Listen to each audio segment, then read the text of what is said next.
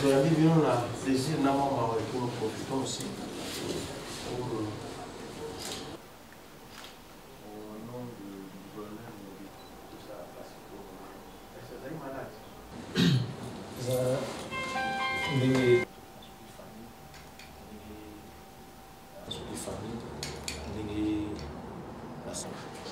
Que son père est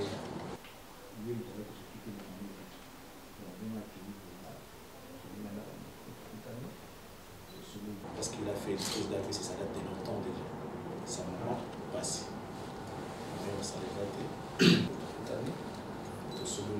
Franchement,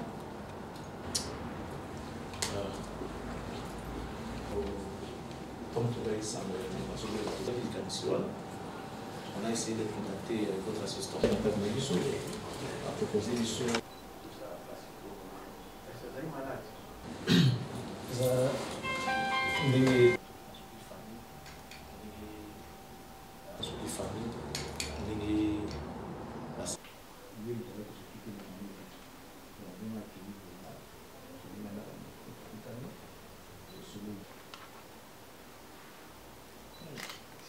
Nous sommes ici à l'hôtel de ville dans le cadre d'une visite.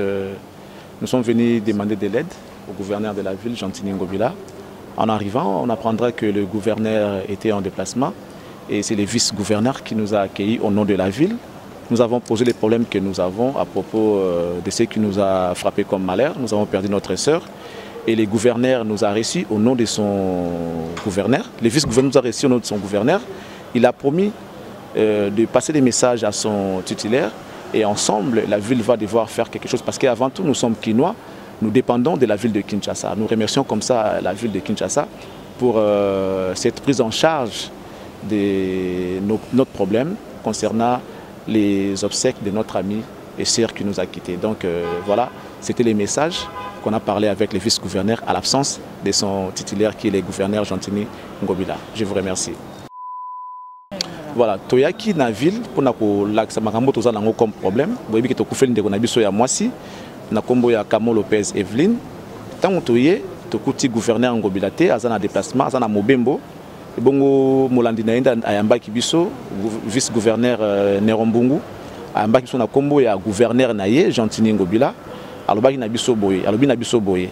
Akopesa message na oazali boso na ye gouverneur Gentini Ngobila et bongo ensemble ville ekoluka kosala quelque chose pour makambo toza nango ya ndeko na biso oya tiki biso tokozela ville ebenga biso pona yango to profiter to remercier gouverneur Gentini Ngobila pona ndenge bandimi kosalisa biso na makambo toza nango elongo na molandani na ye monsieur Nerombungu et encore une fois merci pour la prise en charge bazui ya kosunga biso pour to elana ndenge elongo bandeko na biso ya mwasi oya tiki biso pe accueil. Merci beaucoup.